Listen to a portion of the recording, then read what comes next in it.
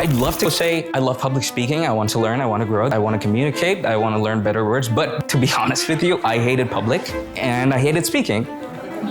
So why am I there? Today, I want to touch a deeper note, which is our need to be seen, liked, and heard. It's almost like we have an engine that's running that's constantly scanning and surveying what other people are thinking about us. Why do I constantly check my phone? Someone commented, someone liked, you've been invited, you've been accepted, you've been bullied, you've been whatever. His speech is titled, like, comment, and subscribe. Let's deal with one more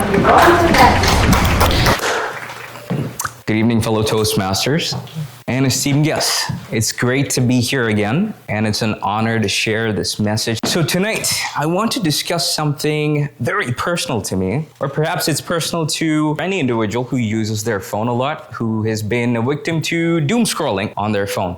Before we begin, if you could all raise our thumbs up for a moment. This thumb right here, I just want to put things in perspective for a second. Every human endeavor, architecture, threading, weaving, building, everything was possible because of this little thumb. Now here's a fun mental exercise. I'd like you to perhaps write down any sensation that you remember from today that you have felt through your thumb. Anything that you might have touched or grazed or held, anything that could be. Write it down, and maybe that'll be an interesting conversation. The sensation that I could remember was the sensation of the unlock button on my phone.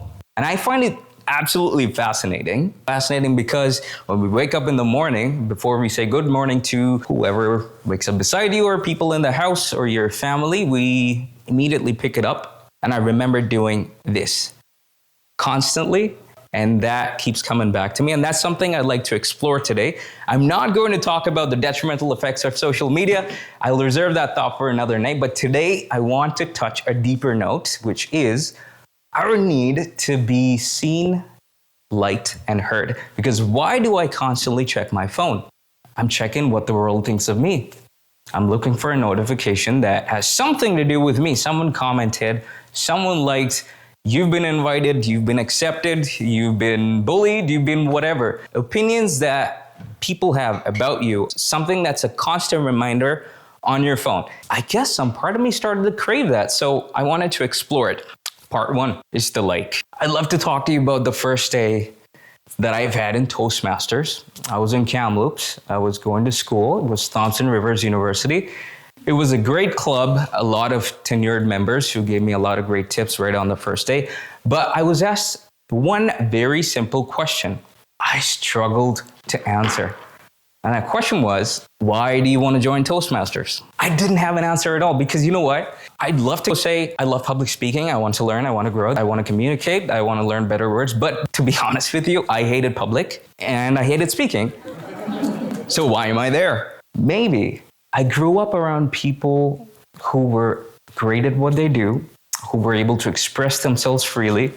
They had ideas, they had ambitions, they worked towards it, and they excelled. A part of me wanted to be like them. I wanted to be liked. I wanted to be acknowledged. I used to think, man, I want to be like that someday. Not because I'm great at what I do, but just because I wanted to taste what that feeling of validation feels like. And so I joined. And then I got to explore, introspect, and finally tell myself why I do what I do. That was part one. And now comes the second one, which is comment. Just as our social medias have algorithms, our internal system also has an algorithm. It is that when someone comments about you, you tend to think about it. You sometimes internalize it.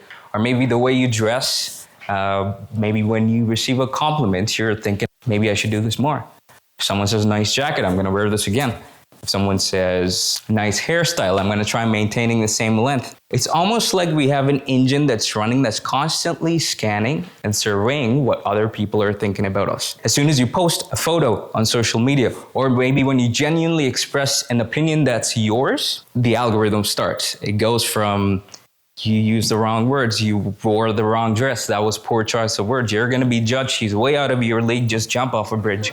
It's a gradual ascension from anxiety to self-loathing.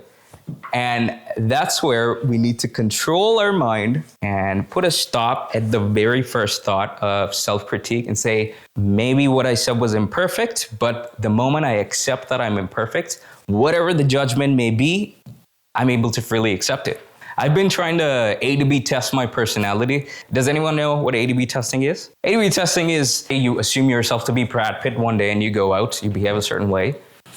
You go out the next day and you act like another personality that's very unlike you, and you just try and see how people react to that. My version 1.1 was the calm, the cool, the nonchalant guy. I wore a denim jacket, I had a toothpick in my mouth, aviators. I walked into the ramen bar on East 41st, and a very nice lady walked up to me and asked me, "Hi, what can I do for you today?" Or "How can I help you today?" I did my rehearsed 2-second pause because I'm being nonchalant. Scanning the menu, and I didn't answer that yet. And she said, "Would you like to dine in?"